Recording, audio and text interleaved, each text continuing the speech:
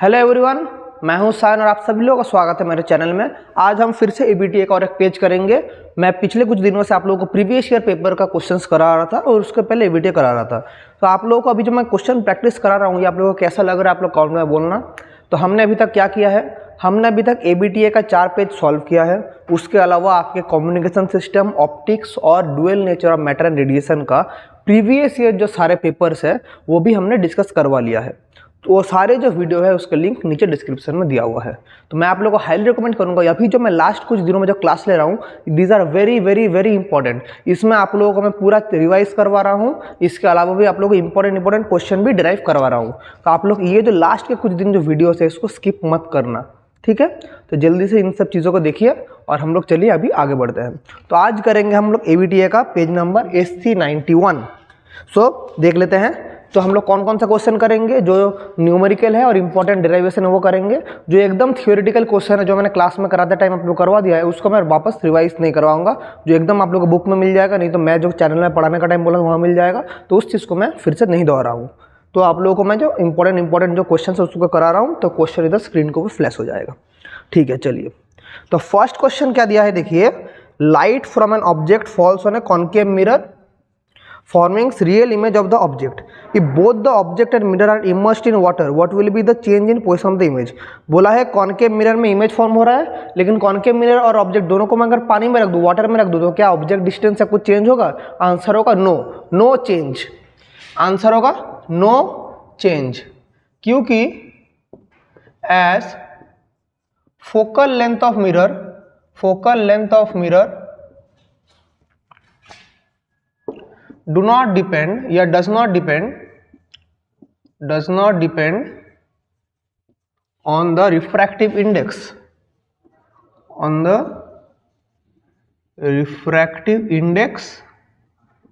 of the medium।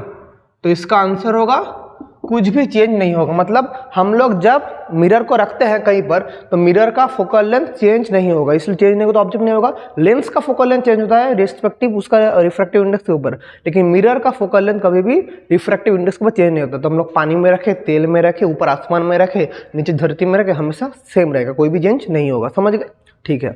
तो इसका और का क्वेश्चन क्या दिया है, 1 का और का question, What is the minimum distance between object and its real image formed by concave mirror when it is possible? तो हम लोग को पता है ये कॉन्केव मिरर है, इसको बोलते हैं उसका फोकस, इसको बोलते हैं सेंटर ऑफ कर्वेचर, इसको बोलते हैं पोल। तो बोला है ऑब्जेक्ट और उसका जो रियल इमेज है उसका मिनिमम डिस्टेंस कितना होगा। तो हम लोग को पता है जब हमारा ऑब्जेक्ट सेंटर ऑफ कर्वेचर में रहता है तो उसका इमेज कहाँ बनता है बोलिए तो, ऐसा करके एक फोकस से जाता है और एक फोकस से होके हमारा यहाँ पर फॉर्म होता है। मतलब हमारा इमेज कहाँ बनता है, ठीक सेंटर ऑफ कर्वेचर के नीचे। तो जब हमारा ऑब्जेक्ट कभी भी सेंटर ऑफ कर्वेचर में रहेगा तब सेंटर ऑफ कर्वेचर में इमेज बनेगा। तो मिनिमम डिस्टेंस क्या है, मिनिमम डिस्टेंस है 0, क्योंकि बोला है रियल इमेज। मतलब क्या बोला, ऑब्जेक्ट जब हमारा सी में रहता है इमेज भी कहाँ बनेगा, सी में बनेगा। सी का डिस्टेंस क्या है, ये अगर f है तो ये वाला क्या हो जाएगा 2f, मतलब डिस्टेंस क्या होगा 2f, इसका डिस्टेंस भी 2f है। सो मिनिमम डिस्टेंस क्या हो गया, minimum distance between object and image क्या होगा 0, क्योंकि सेंटर ऑफ कर्वेचर में जब ऑब्जेक्ट रहता है सेंटर ऑफ कर्वेचर में इमेज बनेगा, रियल इमेज है। तो क्वेश्चन में पूछा what is the minimum distance between object and image, तो हमारा मिनिमम डिस्टेंस क्या होगा 0। तो ये डायग्राम बना के आप लोग ऐसा लिख देना पड़ेगा, तो रियल इमेज और तो ये है मिनिमम डिस्टेंस, ठीक है। तो चलिए आगे बढ़ते हैं, तो इसको मिटा कर आगे बढ़ते हैं। क्वेश्चन नंबर 2, चलिए क्वेश्चन नंबर 2 क्या बोला है, क्वेश्चन नंबर 2 बोला है the focal length of equiconvex lens is related to radius of curvature of the surface by F/R। तो एक इक्वी कॉन्वेक्स लेंस है, एक इक्वी कॉन्वेक्स लेंस है जिसका फोकल लेंथ उसका रेडियस ऑफ कर्वेचर के सेम है। Find out the refractive index of the material of the lens. तो इक्वी कॉन्वेक्स लेंस है, एक इक्वी कॉन्वेक्स लेंस है जिसका फोकल लेंथ और रेडियस ऑफ कर्वेचर सेम है। तो रेडियस ऑफ कर्वेचर दोनों सरफेस का होता है, एक इक्वी कॉन्वेक्स लेंस, तो ऐसे दोनों सरफेस का है। सो R1 का वैल्यू हो जाएगा R, R2 का वैल्यू हो जाएगा -R। साइन कन्वेंशन, ये वाला अगर मेरा इस तरफ R1 है इस तरफ R2 है साइन कन्वेंशन, इधर जो नेगेटिव इधर जो है पॉजिटिव, तो मतलब ये क्या हो जा रहा है माइनस R। तो हमें लेंस मेकर फॉर्मूला से हमें क्या मिलेगा बोलिए, लेंस मेकर फॉर्मूला से हम लोग इसका डेरिवेशन एस्टेब्लिश कर सकते हैं 1/f equals to mu minus 1/r1 minus 1/r2, that is mu minus 1/r1 का वैल्यू r है माइनस 1/-r। सो क्या हो जाएगा, ये प्लस हो जाएगा mu minus 1/r plus 1/r, that is mu minus 1 into 2/r, ये 1/f है। सो म्यू माइनस 1 क्या हो जाएगा 1/f इंटू r/2। देखिए f इक्वल्स टू r है, दोनों को मैं काट सकता हूँ क्योंकि दोनों सेम है, तो 1/2 हो गया यहाँ पर। तो म्यू का वैल्यू क्या हो जाएगा 1 प्लस 1/2 दैट इज 3/2 या 1.5। तो रिफ्रैक्टिव इंडेक्स का वैल्यू क्या आ गया 1.5 या 3/2। This is the required answer. तो एज सिंपल एज दैट। तो इसका क्वेश्चन हम लोग 2 का क्वेश्चन ऐसे करेंगे, इसको लिख लीजिए, मैं स्क्रीन से हट जा रहा हूँ। इसके बाद एक और का क्वेश्चन है, 2 का और का क्वेश्चन है, उसको देखेंगे। पहले ये वाला लिख लीजिए, क्वेश्चन का लेवल अच्छा है, ये वाला मॉडरेट लेवल का क्वेश्चन है। चलिए आगे बढ़ते हैं। 2 का और का क्वेश्चन स्क्रीन के ऊपर आ रहा है, देखिए 2 का और का क्वेश्चन क्या बोला है।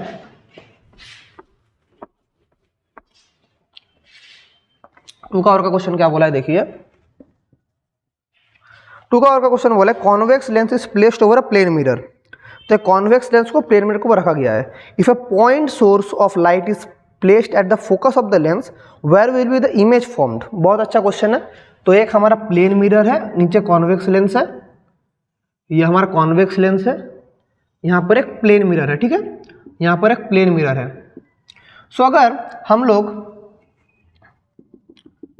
इसका ऑप्टिकल सेंटर से हम लोग थ्रू जाएंगे, ये मिरर का ऑप्टिकल सेंटर है।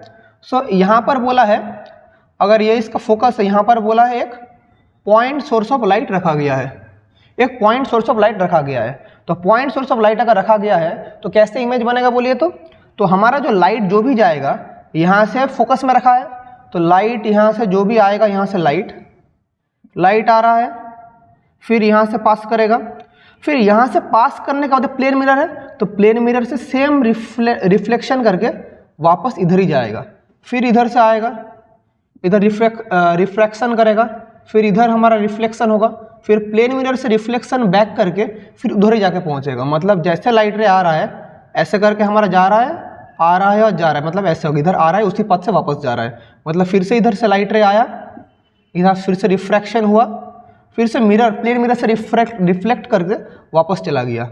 जब यहाँ से आएगा सीधा डाउन आया, फिर ऐसे डाउन आया, फिर ऐसे अभव चला गया, फिर ऐसे अभव चला गया। तो हमारा इस तरह से इमेज फॉर्म होगा। मतलब इसका जो इमेज होगा, इसका इमेज कुछ इस तरह से होगा। ये अगर ऑब्जेक्ट है, यहाँ पर हमारा इमेज ऐसा बन जाएगा। तो ये जो पॉइंट है इसको क्या बोलेंगे, फोकस है। तो इमेज कहाँ पर बन रहा है, हमारा फोकस में इमेज बन रहा है। समझ पा रहे हैं। तो इधर अगर हमारा प्लेन मिरर है, ये हमारा प्लेन मिरर है, ये हमारा क्या है, कॉन्वेक्स लेंस। ये वाला एक्चुअली क्या है बोले तो ये वाला एक एक्सपेरिमेंट है। हम लोग प्लेन मिरर के हेल्प से कैसे एक लेंस का फोकल लेंथ मेजर कर पाते हैं। तो ये इसको एक्चुअली बोलते हैं ऑप्टिकल पिन। आप लोग प्रैक्टिकल में शायद सीखे हैं कि हम लोग प्लेन मिरर से कैसे कॉन्वेक्स लेंस का फोकल लेंथ मेजर करते हैं। तो ऐसे कॉन्वेक्स लेंस का हम फोकल लेंथ मेजर करते हैं प्लेन मिरर से। यहाँ पर प्लेन मिरर रहता है, यहाँ पर कॉन्वेक्स लेंस रहता है, तो यहाँ पर जाके यहाँ पर ऑब्जेक्ट, यहाँ पर इमेज बन जाता है। समझ पा रहे हैं। तो ये हमारा पूरा अरेंजमेंट है। सो ये हम लोग का अरेंजमेंट हो गया। और ये फोकस, तो क्वेश्चन में था where will the image be form. तो इमेज कहाँ पर फॉर्म हो रहा है, so image formed at focus, image formed at focus। ठीक है। तो चलिए आगे बढ़ते हैं। 2 का और हो गया। अभी करेंगे 3rd क्वेश्चन। इसको लिखना तो लिख लीजिए, मैं स्क्रीन से हट जा रहा हूँ। हो गया, बहुत अच्छा। चलिए क्वेश्चन नंबर 3 करते हैं। क्वेश्चन नंबर 3, क्वेश्चन नंबर 3 क्या कहता है। क्वेश्चन नंबर 3 कहता है कौन refractive index of violet and red light बोला है। तो वायलेट का रिफ्रैक्टिव इंडेक्स बोले 1.658 और रेड का रिफ्रैक्टिव इंडेक्स क्या बोला है 1.640 बोला है। Calculate the dispersive power. तो ये फॉर्मूला हम लोग को पता ही है, पहले दोनों का एवरेज निकालना पड़ेगा। तो एवरेज क्या होगा 1.658 प्लस 1.640 बाई 2, दोनों ऐड करेंगे तो क्या होगा 8 और 9 3.298 तो 2 6 12 2 1 2 2 6 12 1.649 आ रहा है। तो दोनों का एवरेज क्या आ गया 1.649, ये वाला एवरेज आ गया है। तो डिस्पर्सिव पावर का फॉर्मूला क्या है याद कीजिए। डिस्पर्सिव पावर का फॉर्मूला याद कीजिए, mu v minus mu r by mu minus 1, यही वाला फॉर्मूला था। So mu v minus mu r का मतलब है 1.658 माइनस 1.640 डिवाइडेड बाई 1.649 माइनस 1। तो सॉल्व करेंगे क्या होगा, दोनों को माइनस करेंगे 81.018 डिवाइडेड बाई 0.649। तो इसको सॉल्व करेंगे तो क्या हो जाएगा 18/649। अब इसको अप्रोक्सीमेशन मेथड से हम लोग थोड़ा करेंगे, तो ये वाला हो गया। अब इसको सॉल्व करना थोड़ा अप्रोक्सीमेशन मेथड से कर लेंगे। कैसा अप्रोक्सीमेशन मेथड से करेंगे, 18/649 इसको मैं लिख सकता हूँ 18/650 लिख सकता हूँ क्या, 649 को 650 लिख सकता हूँ। सो 2 9 18, 2 3 6, 2 2 4, 2 5 10, 9/325 अभी कटेगा क्या डायरेक्ट किसी चीज़ से। सो 9 नहीं कटेगा, तो इसको अप्रोक्सीमेट मैं 10/325 लिख सकता हूँ, ऊपर में 10 कर देना अप्रोक्सीमेट, ठीक है। तो 5 2 10, 5 6 30, 5 6 30, 5 5 25, 2/65। तो इसको अभी सॉल्व करेंगे 2/65 को करने से, तो अंदर 2 बाहर 65, तो डेसिमल देगा 20 और एक तो जीरो देंगे 200। तो 65 इंटू 3 करेंगे तो कितना हो रहा है, 3 5 15, 1 3 6 18 19 195 5 डेसिमल 50, तो और एक जीरो देंगे तो 500। सो क्या हो जाएगा 65 में 0.03 अप्रोक्सीमेट में इसी को रख दे रहा हूँ और मैं नहीं कर रहा हूँ, चलिए 0.03 रख दे रहा हूँ, बाकी जो जाएगा जाएगा। तो इसको अप्रोक्सीमेट में लिख दे रहा हूँ 0.03, इसको अप्रोक्सीमेट में लिख दे रहा हूँ 0.03। तो डिस्पर्सिव पावर क्या आ गया अप्रोक्सीमेट 0.03 मेरा डिस्पर्सिव पावर अप्रोक्सीमेट आ गया, ठीक है। और ये यूनिटलेस क्वांटिटी है, तो अप्रोक्सीमेट में बिना कैलकुलेटर का मैं ऐसे लिख सकता हूँ, ठीक है। तो ये है इसका आंसर। मैं आप लोगों को मैंने सिखाया बिना कैलकुलेटर से कैसे करना है। YouTube में कोई आपको बिना कैलकुलेटर से कैसे करता है नहीं सिखाएगा, इसलिए मैं अप्रोक्सीमेशन मेथड आप लोगों को जितना बार मैं सॉल्व करा रहा हूँ उतना बार मैं आप लोगों को अप्रोक्सीमेशन मेथड सिखा रहा हूँ, क्योंकि आप लोगों को बिना कैलकुलेटर का सॉल्व करना आना चाहिए, क्योंकि कैलकुलेटर इज नॉट अलाउड, समझे। तो चलिए आगे बढ़ते हैं। 3 का और का एक क्वेश्चन है, 3 का और का एक क्वेश्चन है, उसको भी करेंगे।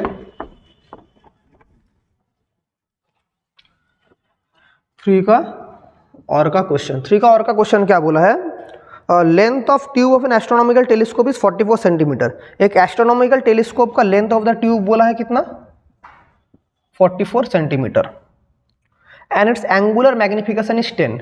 Angular magnification is 10। What is the focal length of the objective. तो focal length of the objective कैसे करेंगे, हमें पता है मैग्निफिकेशन का फॉर्मूला f0/fe, और l का मतलब है f0 प्लस fe। तो अगर नीचे मेरा इसको मैं ऐसा लिख सकता हूँ, तो m/1 इक्वल्स टू f0/fe। मुझे ऑब्जेक्टिव का फोकल लेंथ चाहिए, तो ऊपर नीचे मैं ऐड कर सकता हूँ m/m+1 equals to f0 plus fe। इधर सर आपने क्या किया, हमारे पास ये वाला फॉर्मूला है a/b इक्वल्स टू c/d है, इसका मतलब तो है a/a+b इक्वल्स टू c/c+d। ये वाला फॉर्मूला मैंने मैथ्स का यूज किया। सो f0 प्लस fe का मतलब l है, सो f0 का मतलब क्या हो जाएगा l इंटू m/m+1। सो l का वैल्यू क्या है, l का वैल्यू है 44 इंटू m का वैल्यू क्या है 10, 10 + 1 का मतलब 11, तो 11 इंटू 4 = 44, दैट इज 40 सेंटीमीटर। तो focal length of the objective क्या आ गया, this is the focal length of objective. तो फोकल लेंथ ऑफ ऑब्जेक्टिव क्या आ गया 40 सेंटीमीटर।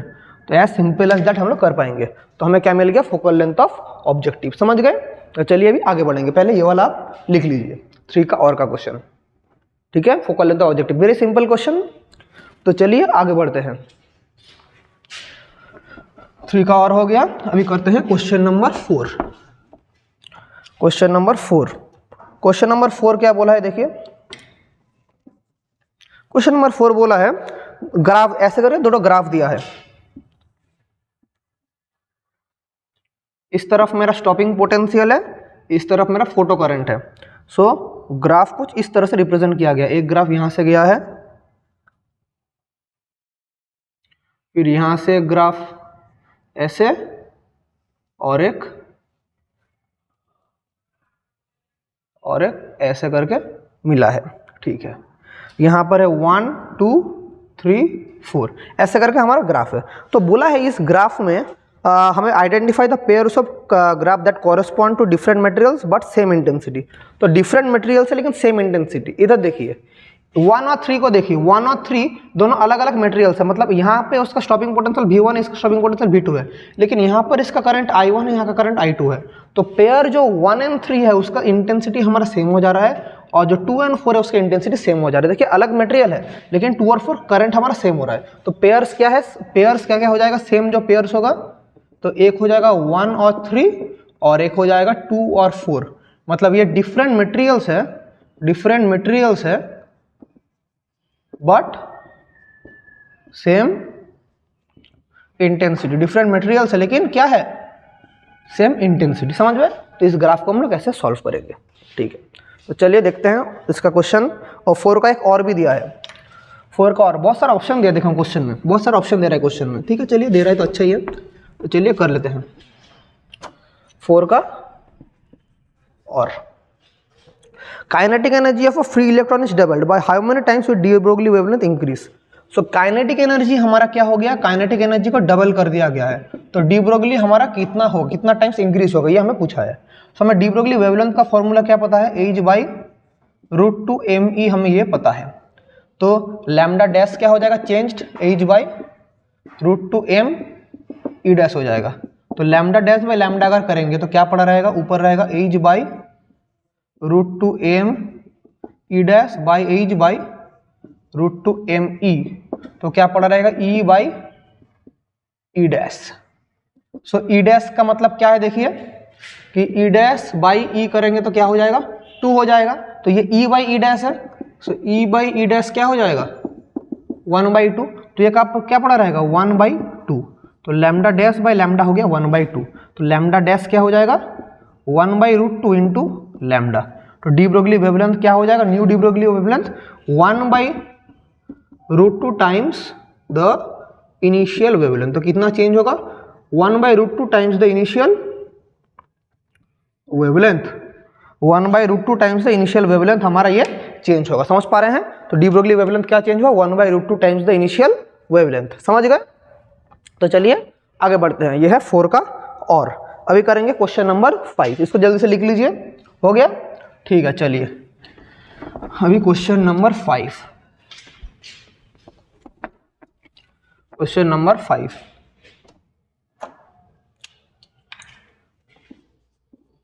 क्वेश्चन नंबर 5 क्या बोला है, right Einstein's photoelectric equation and point out any 2 characteristic properties of photon on which this equation is based. तो Einstein का photo electric equation क्या है सर, आइंस्टाइन्स फोटो, बहुत बार पढ़ाने का टाइम ये बोल चुका हूं।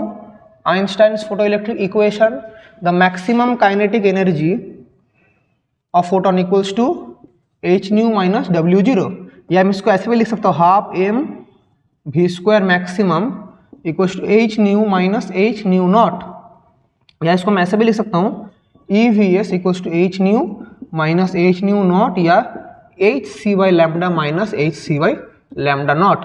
ये सारे जो फॉर्मूलाज है ये सभी आइंस्टाइन के फोटो इलेक्ट्रिक इक्वेशन है, ठीक है। अभी यहाँ से बोला है कि फोटोन का 2 प्रॉपर्टी समझाइए। यहाँ पर आप हर एक सिंबल का मतलब आप सभी को पता है, मैक्सिमम वेलोसिटी है, स्टॉपिंग पोटेंशियल है। देखिए उसके साथ ही क्वेश्चन दिया है, right any 2 characteristics property of photon on which this equation is based. तो कौन कौन सा फोटोन का कैरेक्टरिस्टिक्स के ऊपर, मतलब फोटोन का कौन कौन सा प्रॉपर्टी के ऊपर ये इक्वेशन बेस्ड है। तो कैरेक्टरिस्टिक्स ऑफ फोटोन अगर बोलूँ यहाँ से, कैरेक्टरिस्टिक्स ऑफ फोटोन कौन कौन से ऊपर बेस्ड है, तो जान के रखिए सबसे पहला जो प्रॉपर्टी है कि फोटोन में एक एनर्जी रहता है। Photon carries energy that is E equals to h/nu, depend on their frequency. तो फोटोन के अंदर क्या रहता है, फोटोन के अंदर उसका फ्रीक्वेंसी के बेस के ऊपर, मतलब उसका कितना फ्रीक्वेंसी है फोटोन का, उसका फ्रीक्वेंसी के ऊपर उसके अंदर क्या रहता है, एनर्जी स्टोर रहता है। तो इसके ऊपर एक एजम्पशन है। और दूसरा कैरेक्टरिस्टिक्स क्या है कि हमारा हर एक फोटोन में क्या रहता है, डिपेंड ऑन द फ्रीक्वेंसी। हर एक फोटोन को क्या कैपेबिलिटी रखता है, हर एक फोटोन किसी भी मेटल का इलेक्ट्रॉन को निकालने का कैपेबिलिटी रखता है। Every photon has the capability to eject electron from metal. So मतलब जब फोटोन का जो इंसिडेंट एनर्जी है, फोटोन का जो एनर्जी है वो उसके वर्क फंक्शन से जब ज़्यादा हो जाता है, मेटल का वर्क फंक्शन से जब ज़्यादा हो जाता है, तब वो उस मेटल से इलेक्ट्रॉन रिलीज करवा सकता है। ये है दो प्रॉपर्टी जिसके ऊपर आइंस्टाइन का फोटो इलेक्ट्रिक करंट या फोटो इलेक्ट्रिक इफेक्ट बेस्ड है। ठीक है, इसको जल्दी से लिख लीजिए। इसके बाद 5 का और का भी एक क्वेश्चन है। ये वाला मैं पेज में देख रहा हूँ, 2 नंबर का हर एक क्वेश्चन में ऑप्शन दिया है। आप लोग को अगर एग्जाम में ऐसा मिल गया इतना ऑप्शन तो बहुत अच्छा हो जाएगा आप लोगों के लिए ना। ठीक है, चलिए 5 का और का क्वेश्चन चलिए।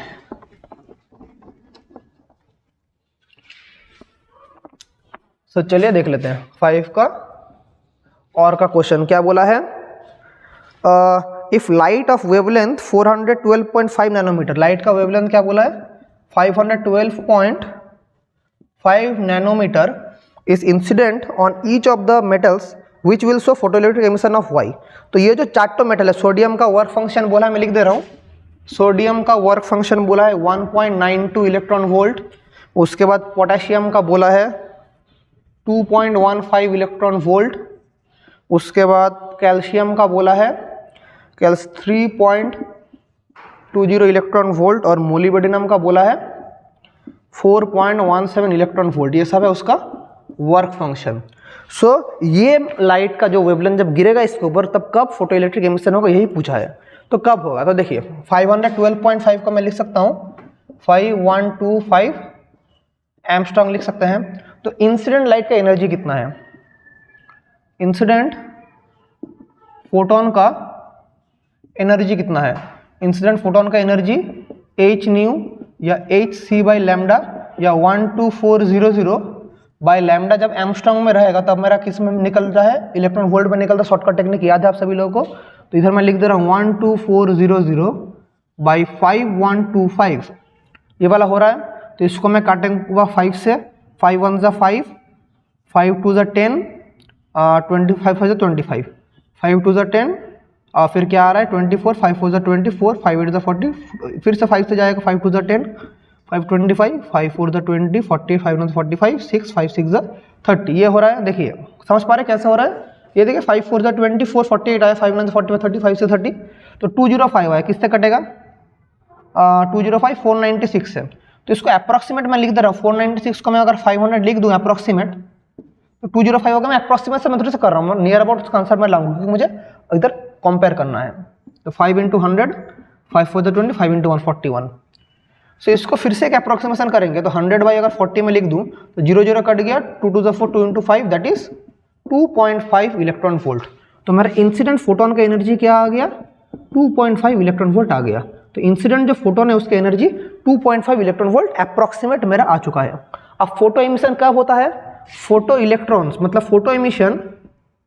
Photo emission occurs only if हमारे इंसिडेंट जो एनर्जी है वो greater than the work function of the metal है, तभी होगा। जब भी इंसिडेंट फोटोन का जो एनर्जी है वो 2.5 इलेक्ट्रॉन वोल्ट से ज़्यादा होगा तभी एमिशन होगा। सो मेरा मतलब ये 2.5 मतलब जिसका work function less than 2.5 electron volt है, यहाँ पर जिसका वर्क फंक्शन 2.5 इलेक्ट्रॉन के कम है वही फोटो एमिशन करेगा। तो इसमें से हम लोग देख पा रहे हैं सोडियम और पोटेशियम का ही हमारा जो वर्क फंक्शन है वो 2.5 से कम है, बाकी सब तो 2.5 से ज़्यादा है। सो मतलब वर्क फंक्शन ज़्यादा है तो मतलब क्या होगा यहाँ पर नहीं हो, क्योंकि इसका अगर वर्क फंक्शन अगर मेरा क्या हो रहा है, वर्क फंक्शन अगर इससे ज़्यादा हो जा रहा है तो हमारा नहीं हो पाएगा, थ्रेशोल्ड वेवलेंथ से कम हो जा रहा है। तो सिर्फ हमारा सोडियम और पोटेशियम ही क्या करेगा, फोटो एमिशन करेगा, क्योंकि उनका जो वर्क फंक्शन है वो 2.5 इलेक्ट्रॉन वोल्ट से कम है। समझ पाए, मैं फिर से रिपीट कर दे रहा हूँ। मुझे बोला था इंसिडेंट लाइट का वेवलेंथ है 512.5 नैनोमीटर, तो इसके कॉरेस्पॉन्डिंग एनर्जी कितना निकला 2.5 इलेक्ट्रॉन वोल्ट। तो जिस मेटल का वर्क फंक्शन इससे कम होता है वो एमिट करेगा। तो ये वाला और ये वाला कम है, लेकिन ये दोनों तो ज़्यादा है इसलिए इन दोनों से एमिट नहीं करेगा। सिर्फ कहाँ से एमिट करेगा, इन दोनों से एमिट करेगा। समझ गए, ये वाला वेरी अच्छा क्वेश्चन था, ये वाला वेरी इंपॉर्टेंट एक क्वेश्चन था। ठीक है, ये वेरी इंपॉर्टेंट एक क्वेश्चन था, इसको अच्छे से संभाल के देख लीजिए। ठीक है, अभी हम लोग सेक्शन बी में जाएंगे, इसको देख लीजिए।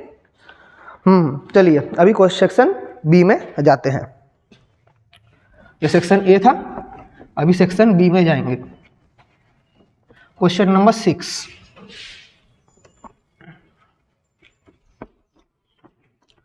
क्या बोला है देखिए,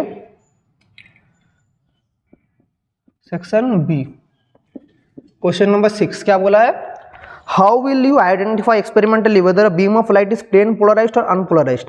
आपको एक लाइट दिया है, वो प्लेन पोलराइज्ड है या अनपोलराइज्ड है, कैसे करेंगे? तो जिसको with the help of A Polaroid, with the help of A Polaroid का हेल्प से हम लोग आइडेंटिफाई करेंगे गिवन लाइट पोलराइज्ड है या अनपोलराइज्ड है।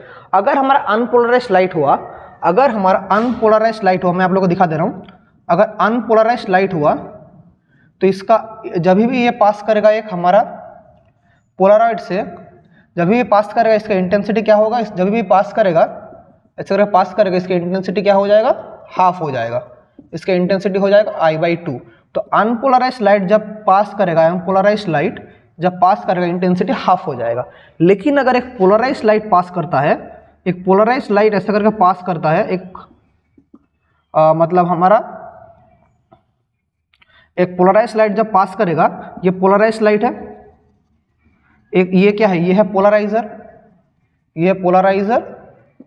या पोलराइड भी बोल सकते हैं, पोलराइजर या पोलराइड भी बोल सकते हैं। तो पोलराइड जब पास करेगा तो जब सेम एंगल में रहेगा तो ये अनचेंज रहेगा। लेकिन अगर हम लोग 90 डिग्री घुमा देते हैं पोलराइड को तो यहाँ पर कुछ नहीं निकलेगा। तो हम लोग ऐसे पोलराइज्ड और अनपोलराइज्ड लाइट को कैसे करेंगे, जब एक लाइट हम लोग को एमिट करेंगे, जब पोलराइड लग देंगे, अगर देखेंगे इंटेंसिटी हाफ हो गया तो उसको बोलेंगे अनपोलराइज्ड लाइट। फिर दूसरा एक लाइट आया, उसको मैं उसका सामने पोलराइड को ऐसे गोल गोल घुमा रहा हूँ, तो देख रहे हैं कभी सेम इंटेंसिटी आ रहा है, इधर आई है इधर आई आ जा रहा है, कभी कोई भी लाइट नहीं निकल रहा है, तो मतलब वो लाइट क्या है, पोलराइज्ड लाइट है। तो ऐसे हम लोग पोलराइड को घुमा घुमा के उसको इंटेंसिटी हम लोग चेक कर सकते हैं। समझ पा रहे हैं? तो ये हमारा प्रोसेस है, समझ गए? तो इसको जल्दी से लिख लीजिए। उसके बाद एक हम लोग का उसी का एक और का क्वेश्चन है, तो उसका और का क्वेश्चन क्या बोला है देखिए, उसका और का क्वेश्चन तब तक देख लेते हैं, इसको मिटा के। और का नहीं मतलब उसी के साथ जो क्वेश्चन है देखिए क्या बोला है। सो 6 का सेकंड पार्ट क्या बोला है, critical angle between A given medium and transparent medium in air is θc। तो क्रिटिकल एंगल कितना बोला है, क्रिटिकल एंगल बोला है θc। A ray of light in air enters transparent medium at an angle of incidence equals to polarized angle। तो angle of incidence I equals to बोला polarizing angle, theta p को हम लोग क्या बोलेंगे, polarising angle हम लोग बोलेंगे, ठीक है, इसको बोलेंगे polarising angle. Deduce relation between angle of refraction and critical angle. तो एंगल ऑफ रिफ्रैक्शन और क्रिटिकल एंगल के बीच हमें क्या चाहिए, रिलेशन चाहिए। तो कैसे करेंगे, तो देखिए हमारे पास क्या पता है, अगर मीडियम का रिफ्रैक्टिव इंडेक्स म्यू होता है तो हमारे पास क्या पता है कि हमारे पास पोलराइजिंग एंगल का फॉर्मूला है tan θp equals to mu, हमें पता है ब्रूस्टर्स लॉ, और हमें पता है हमारा क्रिटिकल एंगल का फॉर्मूला क्या है, sin θc इक्वल्स टू 1/μ, हमें ये फॉर्मूला पता है। तो इन दोनों से हम लोग क्या कर पाएंगे, 1/tan θp हम लोग ये बोल पाएंगे। तो एक हमारा रिलेशन आ गया कि sin θc equals to 1/tan of θp, ये वहाँ पर हमारे पास एक रिलेशन, लेकिन इन दोनों के बीच में रिलेशन नहीं पूछा है, रिलेशन पूछा है angle between angle of refraction and critical angle. तो मतलब क्या हो रहा है देखिए, यहाँ पर अगर हमारा एक मीडियम है तो लाइट आया, some amount of light reflect कर गया, some amount of light refract कर गया। So some amount of light reflect कर गया, सम, ये है इंसिडेंट एंगल, ये आई है मतलब ये भी आई, ये है आर, ये एंगल है 90 डिग्री, ठीक है, ये एंगल है 90 डिग्री। सो अभी देखिए ये वाला हमारा आई पी बोला है, तो इसी का मतलब क्या बोला है, थीटा पी बोला है, ठीक है। सो अगर हम लोग देखते हैं इसका रिफ्रैक्टिव इंडेक्स म्यू है, तो अगर हम लोग स्नेल्स लॉ लगाते हैं तो देखिए स्नेल्स लॉ लगाने के बाद क्या होगा, 1 into sine theta p equals to mu into sine r, में लिख सकता हूँ इसको। तो देखिए साइन थीटा पी हम लोग लिख पा रहे हैं यहाँ से। सो यहाँ पर हम लोग को क्या मिल गया कि sine r equals to 1/μ sine of theta p, 1/μ sine of theta p. अभी देखिए 1/μ का मतलब क्या है, 1/μ का मतलब है साइन थीटा सी। तो इसको मैं क्या लिख सकता हूँ, sine theta c into sine of theta p, क्योंकि देखिए ना 1/μ का मतलब क्या है, 1/μ का मतलब है तो साइन थीटा सी, तो 1/μ का मैं साइन थीटा सी लिख दिया, तो साइन थीटा पी। अभी साइन थीटा सी और आर के बीच में मुझे रिलेशन चाहिए, सो थीटा पी हमें मिला यहाँ से, देखिए तो sine r equals to sine of theta c into sine of theta p. अभी देखिए पोलराइजिंग एंगल को मैं रिप्रेजेंट करूंगा इसके टर्म में, तो देखिए एक चीज़ देखिए कि यहाँ से मैं क्या लिख सकता हूँ, tan theta p equals to 1/sin of theta से मैं लिख सकता हूँ। तो टेन थीटा पी का मतलब अगर ये रहा, सो थीटा पी का मतलब क्या हो जाएगा, मैं अगर टेन थीटा पी ये वाला रहा, इसको मैं साइन और कॉस के टर्म में अगर रिप्रेजेंट करूँ तो टेन थीटा पी का अगर मैं होल स्क्वायर करूँ, या इसको मैं ऐसे भी लिख सकता हूँ कि मैं इसको मुझे चाहिए किस टर्म में, मुझे चाहिए इसको थीटा सी का टर्म में चाहिए। So theta p equals to tan inverse 1/sin of theta c, मैं इसको ऐसे लिख सकता हूँ। सो मैं इसको लिख सकता हूँ साइन थीटा पी को साइन ऑफ थीटा पी का जगह टेन इनवर्स 1/sin थीटा सी, इसको मैं ऐसे लिख सकता हूँ। अभी देखिए इस टेन इनवर्स को मुझे साइन इनवर्स के टर्म में लाना पड़ेगा। सर इसको कैसे लाएंगे साइन इनवर्स के टर्म में, साइन टर्म में? तो एक चीज़ देखिए, आप लोगों को पता है ट्रिगोनोमेट्री का लॉजिक, एक राइट एंगल ट्राइंगल अगर यहाँ पर मेरा होता है टेन इनवर्स 1/sin थीटा सी, तो टेन अगर यहाँ पर हमारा टेन का एंगल है तो ये वाला परपेंडिकुलर बाय बेस होता है, तो ये वाला अगर 1 है, ये वाला साइन थीटा सी होगा, ये वाला टेन इनवर्स, तो ये वाला क्या होगा, root under of 1 plus sine square theta c, यही होगा ना। सो मैं इसको साइन इनवर्स अगर लाऊं तो sine theta c into sine of, trigonometry कर रहा हूँ, साइन इनवर्स लाऊं, साइन का मतलब क्या, perpendicular by hypotenuse, that is one by root under of 1 plus sine square theta c, ये वाला आएगा ना। तो sine of sine inverse cut जाएगा, तो क्या पड़ा रहेगा, sine theta c into one by root under of 1 plus sine square theta c, यही वाला आएगा ना, ऑब्वियसली ये वाला आएगा। तो इसको अभी सॉल्व करके लिखेंगे तो क्या आएगा, देखिए इसको अगर सॉल्व करके लिखेंगे यहाँ पर, तो देखिए इधर क्या है, sine r equals to sine theta c by नीचे ये वाला है root under of 1 plus sine square theta c, both side में होल स्क्वायर कर दे रहा हूँ, बोथ साइड अगर होल स्क्वायर करें तो sine square r equals to sine square theta c by 1 plus sine square theta c, ये वाला आ रहा है। तो हम लोग इसको क्या कर सकते हैं, ऊपर नीचे अगर मैं माइनस करूं तो देखिए 1 minus sine square r equals to, ऊपर नीचे मैं माइनस कर रहा हूं, तो 1 plus sine square theta c minus sine square theta c by 1 plus sine square theta c, 1 minus sine square r क्या हो जाएगा, कॉस स्क्वायर आर। तो यहाँ पर ये वाला कट गया, it is 1/1 plus sine square theta c. So 1 plus sine square theta c क्या हो गया, 1/cos square r, that is sec square r हो गया। तो यहाँ से मेरा क्या निकल जाएगा, sine square theta c equals to sec square r minus 1। देखिए sine square theta c sec square, ये उधर जाएगा तो माइनस हो जाएगा, सेक स्क्वायर थीटा -1 हो जा रहा है। सो देखिए हमें क्या पता है, सेक स्क्वायर आर -1 का मतलब क्या है, इसका मतलब ये है टेन स्क्वायर आर, क्योंकि हमें क्या पता है sec square theta minus tan square theta 1, तो सेक स्क्वायर आर -1 का मतलब क्या जाएगा, टेन स्क्वायर आर। तो यहाँ से मेरा रिलेशन क्या आ गया, sine square theta c equals to tan square r. सब कैमरा में आ रहा है कि नहीं, मैं लास्ट तक थोड़ा चेक कर लेता हूँ, कैमरा में लास्ट तक आ रहा है कि नहीं, मैं थोड़ा चेक कर लेता हूँ, हाँ लास्ट तक आ रहा है। सो मैं ये जो लाइन लिखा हूँ इसको मैं रिपीट करके मैं इधर लिख रहा हूँ, देखिए क्या होगा, इसको समझिए, क्वेश्चन अच्छा लेवल का क्वेश्चन है। तो ये जो लाइन है इसको मैं घुमा के फिर से यहाँ पर लिख रहा हूँ, sine square theta c equals to tan square r. तो sine theta c equals to tan r, this is the required relation. Very very important question. मैं स्क्रीन से हट जा रहा हूँ, इसको जल्दी से आप लोग लिख लीजिए, बहुत ज़्यादा ट्रिगोनोमेट्री का कैलकुलेशन इधर मैंने किया हूँ, आप लोग फिर से देख लेना, कहीं पर अगर नहीं समझ पाए तो वीडियो को थोड़ा रिवाइंड करके देख लेना। आप लोगों को ये वाला क्वेश्चन बहुत ही अच्छा लेवल का क्वेश्चन था, इसको अच्छे से देख लीजिए। समझ पा रहे हैं? चलिए आगे बढ़ते हैं। क्वेश्चन बहुत ही अच्छा लेवल का था, very very very very important question था ये वाला। ठीक है, तो चलिए अभी हम लोग थोड़ा आगे बढ़ते हैं, देखते हैं और क्या क्वेश्चन दिया है। इसका 6 का एक और का क्वेश्चन है, अभी 6 का और का क्वेश्चन क्या बोला है देख लीजिए, क्या बोला है देखिए।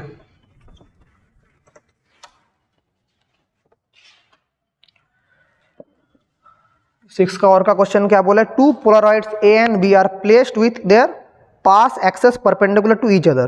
दो तो पोलराइड है A और B, तो एक पोलराइड अगर ऐसे है A, बोला है दोनों का ऐसे परपेंडिकुलर रखा गया है, यह है B, ऐसा करो पास एक्सिस को परपेंडिकुलर रखा गया है। अभी बोला है a third Polaroid C is kept between A and B, उसके 45 डिग्री एंगल के साथ। यहां पर एक थर्ड पोलराइड है, यहां पर एक थर्ड पोलराइड C है, लेकिन इसका जो एंगल है ये 45 डिग्री एंगल के साथ इधर है, ठीक है, ये क्वेश्चन में बोला है। अभी बोले determine the intensity of light, तो एक अनपोलराइज्ड लाइट यहां से घुसेगा, एक अनपोलराइज्ड लाइट यहां से घुसेगा, तो यहाँ पर हर एक पोलराइड के बीच से उसका एंगल मतलब उसका इंटेंसिटी क्या होगा वो निकालना है। तो यहाँ पर एक अनपोलराइज्ड लाइट है, यहाँ पर अनपोलराइज्ड लाइट है जिसका इंटेंसिटी है I0, तो हर एक पोलराइड से घुसेगा तो क्या होगा देखिए। तो यहाँ पर अनपोलराइज्ड लाइट है, तो अनपोलराइज्ड लाइट जब भी कोई पोलराइजेशन से गुजरता है तो इसका इंटेंसिटी सिंपली क्या हो जाता है, आप सभी लोगों को पता है, इसका इंटेंसिटी हाफ हो जाता है, ठीक है। सो मेरा जो फर्स्ट पोलराइजर के बाद जाएगा, so on passing through A, so I1 क्या हो गया I0/2, on passing through A intensity क्या हो जाएगा I0/2। लेकिन अभी एंगल क्या है 45 डिग्री, पोलराइज्ड लाइट है, यह क्या था, यह था अनपोलराइज्ड, ये क्या है पोलराइज्ड। तभी पोलराइज्ड लाइट जब पास करेगा इस हमारा ये पोलराइजर से, सेकंड वाला पोलराइजर जब पास करेगा तब वहां पर मेलस लॉ लगेगा। मेलस लॉ क्या था, अगर भूल गए, मेलस लॉ था I = I0 cos² theta, I = I0 cos² theta. तो ये पोलराइज्ड लाइट के लिए लगता है। तो ऑन पासिंग थ्रू C, तो I2 क्या हो जाएगा I1 cos² थीटा। अभी इसके और इसके बीच में एंगल कितना है, एंगल है 45 डिग्री, तो cos² 45 डिग्री। अभी I1 का मतलब क्या है I0/2, cos 45 को है 1/√2, तो 1/√2 का whole square, that is I0/4।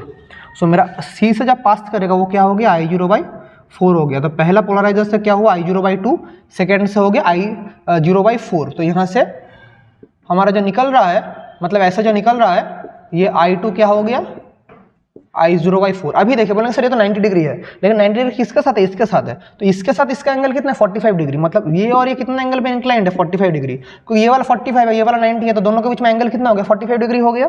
So on passing through C, on passing through B, on passing through B क्या हो जाएगा I3 क्या हो जाएगा I2 cos² 45 डिग्री। अरे देखिए इसके साथ ये 90 डिग्री है, लेकिन इसके साथ तो ये 45 डिग्री है, तो दोनों का एंगल का जो 45 डिग्री, दैट इज I2 का मतलब क्या है I0/4, that is I0/4 cos² 45 degree 1/√2 whole square, that is I0/8, ये है I0/8। तो पहला से कितना हुआ, इधर I3 क्या हो गया, इधर जो निकल रहा है, या इसको मैं ऐसे भी बोल सकती हूँ, ऐसे जो निकल रहा है, तो यहाँ पर I3 क्या हो गया I0/8।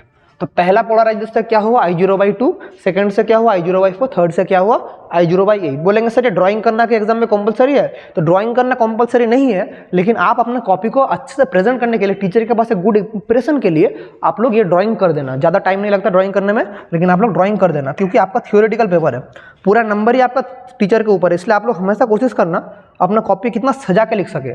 कॉपी हमेशा प्रेजेंट करना पड़ेगा, हमें कैसे बोलिए, तो कॉपी हमेशा प्रेजेंट करना पड़ेगा, बहुत एक अच्छा लेवल से हमें कॉपी को प्रेजेंट करना पड़ेगा, इसलिए हम लोग को इस टाइप से ये सब चीज़ें समझना पड़ेगा, ठीक है।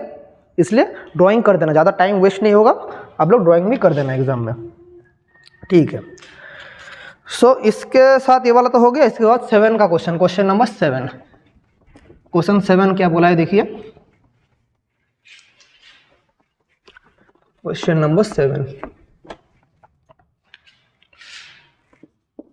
क्वेश्चन 7 बोला है in which of the electromagnetic spectrum do spectral lines hydrogen atom has given us Balmer series occur, which part of electromagnetic spectrum, तो बामा सीरीज होता है विजिबल रेंज में, बामा सीरीज होता है कहां पर विजिबल रेंज में, विजिबल रेंज में।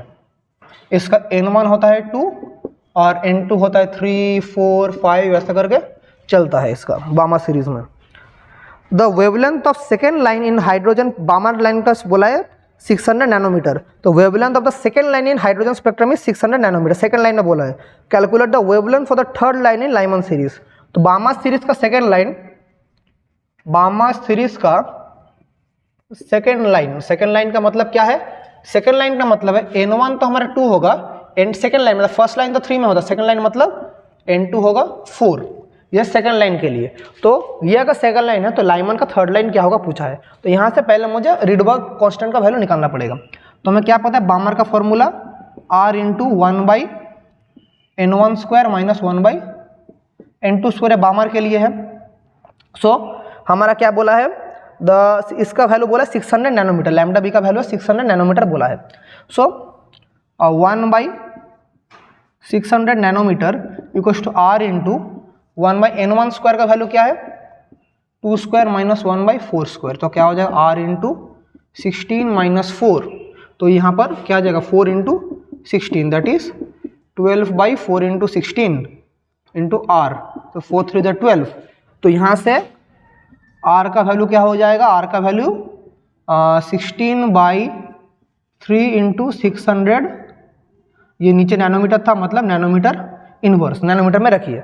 अभी मुझे बामा सीरीज का ये वैल्यू हम लोग पुट करेंगे लाइमन में। अभी पूछा है what is the wavelength of the third line in Lyman series.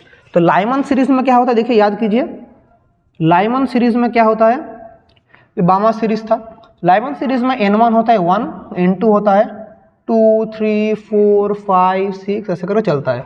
तो लाइमन सीरीज में अगर मैं थर्ड लाइन बोलूं तो N1 तो 1 होगा, थर्ड लाइन 1 2 3, तो थर्ड लाइन होगा 4। तो थर्ड लाइन के लिए लाइमन सीरीज का चाहिए।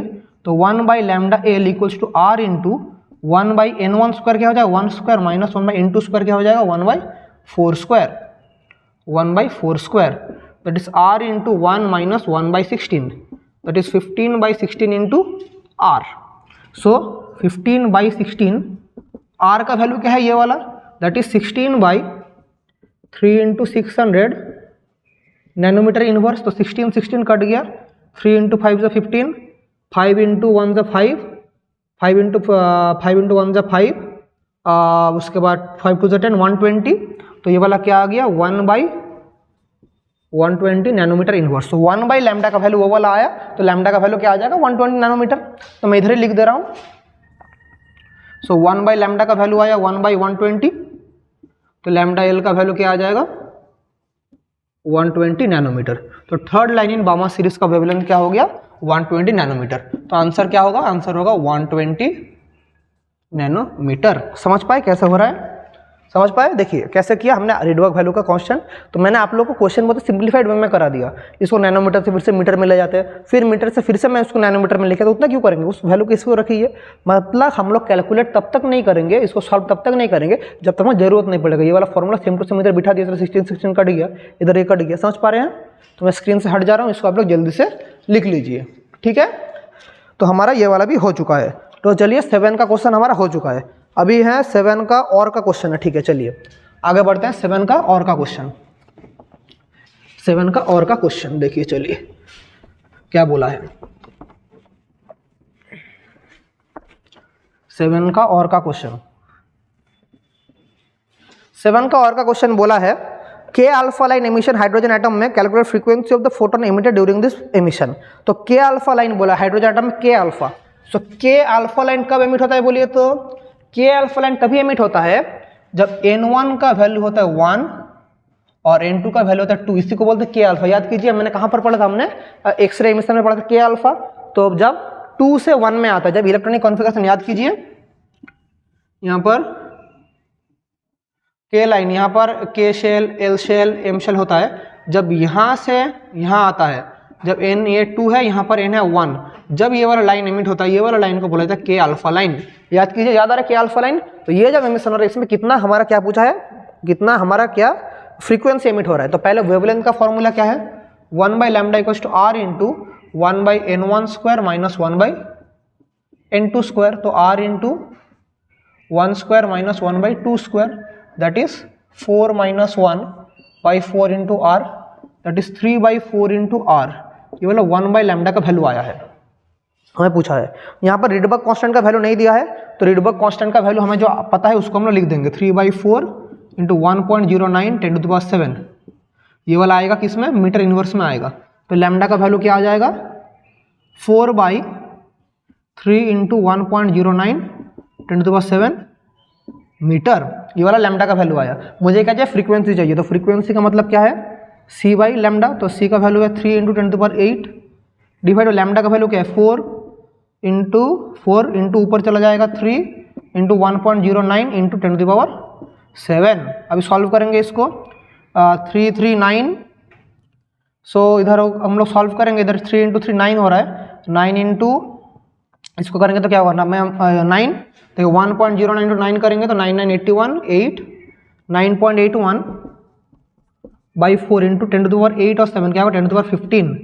9.81 को अगर मैं 4 से डिवाइड करता हूँ, 4 2 से 8 18 4 4 से 16 2 21 4 5 से 20 1 10 4 2 से 8 2 5, तो 2.4525 10⁻15 हार्स। तो देख पा रहे हैं, तो हमारा फ्रीक्वेंसी कितना आ गया 2.4525 10⁻15 hertz. This is the required frequency, यही क्वेश्चन में पूछा था। समझ पा रहे हैं, this is the required frequency 2.4525 ये पूछा है। तो हमने वेवलेंथ भी निकाल दिया और हमने फ्रीक्वेंसी भी निकाल दी unit this photon during this transmission. तो देख लीजिए बहुत ही अच्छा क्वेश्चन था ये क्वेश्चन, देख लीजिए बहुत ही अच्छा लेवल का क्वेश्चन था। ये भी वेरी वेरी इंपॉर्टेंट एक क्वेश्चन था। ठीक है, चलिए अभी आगे बढ़ते हैं। ये वाला क्वेश्चन मैं देख रहा हूँ पूरा ही न्यूमेरिकल भर्ती है। ये वाला पेपर देखिए पूरा न्यूमेरिकल भर्ती है। तो ऐसा टाइप का अगर क्वेश्चन आ गया तो आप लोगों का पूरा एकदम हालत खराब हो जाएगी। इसलिए बोल रहा हूँ ये क्वेश्चन न्यूमेरिकल अच्छे से प्रैक्टिस कीजिए। ये जो क्वेश्चन है ABTA का SC 91 का पेज न्यूमेरिकल्स भर्ती है, तो और बहुत ही अच्छा न्यूमेरिकल्स है। मतलब इसको आप लोग को समझ के पढ़ना पड़ेगा, इसलिए आपका कॉन्सेप्ट ओवरऑल जानना पड़ेगा। ओवरऑल सब्जेक्ट का कॉन्सेप्ट आप लोग के अंदर आना चाहिए। ठीक है, अभी क्वेश्चन नंबर 8 बोला है 222A86, यहाँ से गया है क्या 210B84। यहाँ पर कितना सारा अल्फा और बीटा पार्टिकल एमिट हुआ है, और उसका पहले क्वेश्चन था one basic difference between x-ray and beta ray. अच्छा लोग इसके पहले क्वेश्चन था, बोला है write one basic difference between x-ray and beta ray. X-ray और बीटा रे में क्या डिफरेंस है, एक्सरे क्या है, एक्सरे कब एमिट होता है, एक्सरे एमिट होता है जब when high speed electron hits a nucleus या hits an atom and removes an electron किससे, from its shell। फिर क्या होता है, then एक्सरे इज एमिटेड, तब एक्सरे इज एमिटेड होता है। समझे, तो कब होता है एमिटेड होता है। उसके बाद उसके अलावा भी एक्सरे क्या है, x-ray is electromagnetic radiation. X-ray इसके अलावा भी क्या है, एक इलेक्ट्रोमैग्नेटिक रेडिएशन। लेकिन बीटा रे कब है, बीटा रे इज नथिंग बट, बीटा रे कब एमिट होता है, ये एमिटेड ड्यूरिंग, बीटा रे कब एमिट होता है, एमिटेड ड्यूरिंग, बोलिए emitted during radioactive decay. जब रेडियो एक्टिव डिके होता है, रेडियो एक्टिव डिके के टाइम ही हमारा क्या होता है, रेडियो एक्टिव डिके का टाइम ही बीटा रे एमिट होता है। इसके अलावा बीटा रे क्या है, हाई स्ट्रीम इलेक्ट्रॉन, मतलब हाई स्पीड इलेक्ट्रॉन्स को क्या बोलते हैं, बीटा पार्टिकल। तो these are the basic difference between x-ray and beta ray. तो एक्सरे एक इलेक्ट्रोमैग्नेटिक रेडिएशन है, लेकिन बीटा क्या है, रेडियो एक्टिव डिके के समय जो हमारा रेडिएशन एमिट होता है उसको बोलते हैं बीटा डिके या बीटा रे। समझ पाए, ठीक है। चलिए इसके साथ जो क्वेश्चन है उसको देख लेते हैं।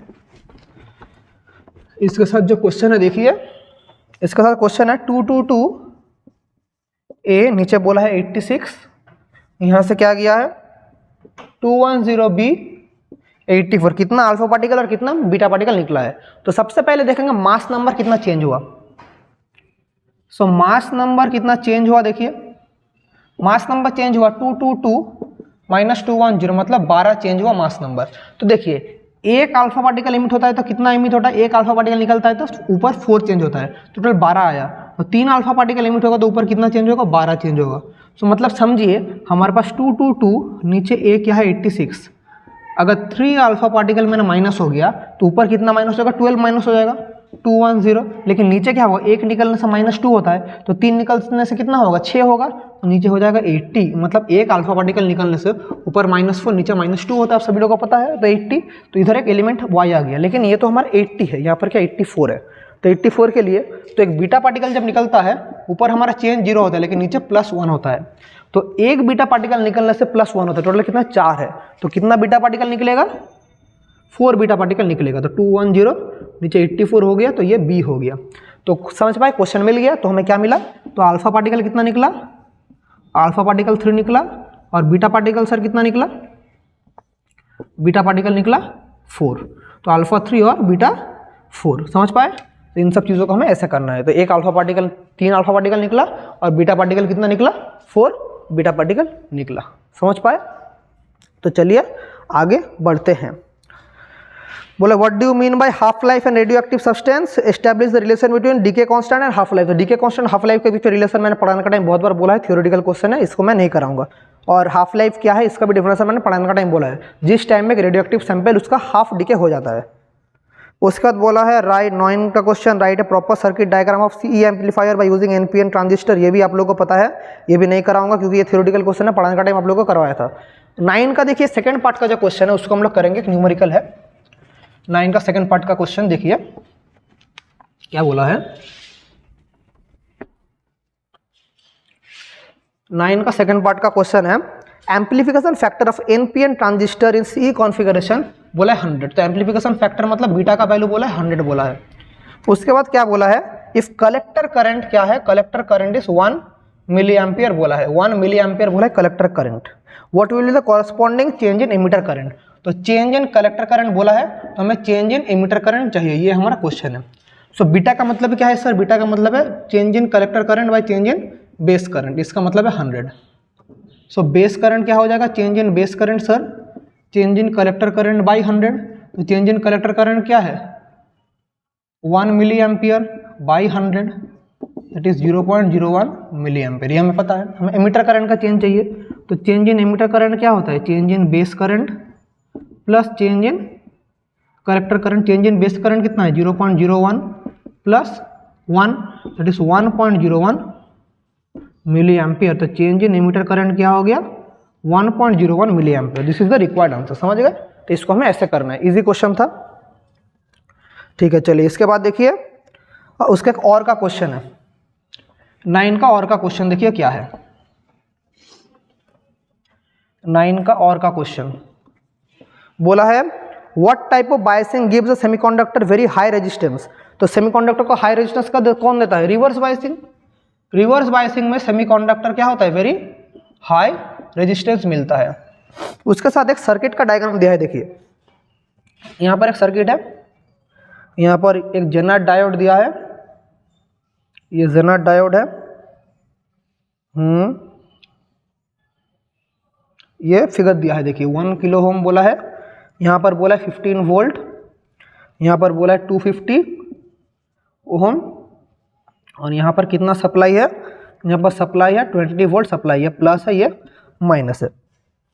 तो यहाँ पर बोला है हमें क्या करना है, जेनर डायोड ब्रेकडाउन वोल्टेज बोले 15 volt is used in a voltage regulator circuit, calculate the current through the diode. मतलब जेनर डायोड से कितना करंट जाएगा मुझे ये निकालना है, यहाँ से करंट कितना जा रहा है IZ हमें ये निकालना है, ठीक है। तो कैसे निकालेंगे, तो सबसे पहले हमारा काम है टोटल करंट कितना फ्लो कर वो मुझे देखना है। तो देखिए यहाँ पर हमारा 20 वोल्ट फ्लो कर रहा है, इधर है 15 वोल्ट। सो एक चीज़ देखिए ख्याल कीजिए, टोटल करंट कितना फ्लो करेगा, सबसे पहले मेरा ये काम है। सो मेरा ये 20 वोल्ट, ये 15 वोल्ट, तो रिजल्टेंट क्या होगा। और एक चीज़ देखिए यहाँ पर हमारा क्या है 250 ओम, मेरा क्या जा रहा है 250 ओम रेजिस्टेंस है। तो यहाँ पर टोटल करंट कितना है, टोटल करंट कितना है, देखिए यहाँ से 250 वोल्ट है, यहाँ पर 250 ओम। पहले टोटल करंट का पहले देखिए हमारे पास यहाँ पर भी इनपुट कितना दिया है 20 वोल्ट, जेनर डायोड का हमारे पास पोटेंशियल कितना दिया है 15 वोल्ट। तो हमारा रिजल्टेंट क्या हो जाएगा 20 माइनस 15 दैट इज 5 वोल्ट हो जाएगा रिजल्टेंट। तो मेरा टोटल करंट कितना होगा, यहाँ पर टोटल करंट हमारा क्या होगा, देखिए टोटल करंट IT क्या हो जाएगा, रेजिस्टेंस कितना है हमारा 250 और वोल्टेज क्या है 5, दैट इज 5/250। तो सॉल्व करेंगे तो 5 5 25 1/50, 1/50 एम्पियर या 0.02 एम्पियर या 20 मिली एम्पियर। तो टोटल करंट मेरा कितना आ गया सर? 20 मिली एम्पियर मेरा टोटल करंट आ गया। अभी मुझे क्या करना है? Current through load. तो टोटल मेरा ये हो गया। अभी मुझे नेक्स्ट मेरा काम है करंट थ्रू लोड रेजिस्टेंस कितना होगा। यह है लोड रेजिस्टेंस। तो लोड रेजिस्टेंस में कितना करंट फ्लो होगा मुझे वो देखना है। तो मुझे टोटल करंट मुझे मिल गया, तो लोड रेजिस्टेंस से कितना करंट जाएगा। तो करंट थ्रू, देखिए करंट थ्रू लोड मतलब वो जो है, तो लोड रेजिस्टेंस से करंट क्या जाएगा बोलिए। तो हमारा कितना पोटेंशियल है? पोटेंशियल हमारे पास कितना है बोलिए? रिजल्टेंट पोटेंशियल है हमारे पास यहाँ पर 15 वोल्ट। तो 15 वोल्ट के रेस्पेक्ट में उधर क्या 1 किलो ओम। तो 15 वोल्ट बाई 1 किलो ओम मतलब 15/1000 या 0.015 एम्पियर या 15 मिली एम्पियर। तो लोड से मेरा कितना गया? यहाँ पर हमारा IL कितना फ्लो कर रहा है? IL है 15 मिली एम्पियर। यहाँ से कितना फ्लो कर रहा है? टोटल करंट फ्लो कर रहा है 20 मिली एम्पियर। तो यहाँ से कितना फ्लो करेगा? IT minus IL। तो therefore current through Zener diode कितना होगा?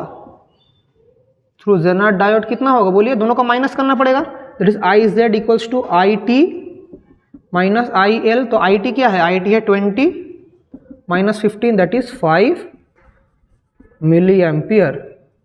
तो this is the required current. तो मेरा क्या हो गया? 5 मिली एम्पियर मेरा आंसर आ गया। तो जेनर डायोड से कितना करंट गया? 5 मिली एम्पियर। ठीक है, तो ये है 9 का और का क्वेश्चन। ठीक है, चलिए आगे बढ़ते हैं। इसको थोड़ा लिख लीजिए, मैं स्क्रीन से हट जा रहा हूँ। अच्छा क्वेश्चन था, इसको लिख लीजिए। ठीक है, देखिए यहाँ पर 20 वोल्ट 15 वोल्ट रिजल्टेंट होगा। यहाँ पर मुझे मिल गया 20, फिर यहाँ पर 15 है तो इसका लोड में कितना निकल गया वो हमें निकल गया इधर 15। दोनों का माइनस करेंगे वो यहाँ से जाएगा 5 मिली एम्पियर। Simple question. ठीक है, चलिए आगे बढ़ते हैं।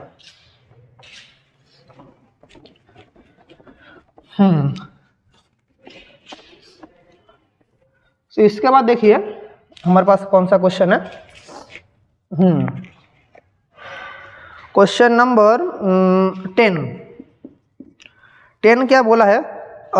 Equation for wave is given by v equals to 10 sin 10 to the power 60 plus 0.4 sin 1000t। हमें पूछा है what is the modulation index. तो कैसे करेंगे इसको? मुझे कंपेयर करना पड़ेगा।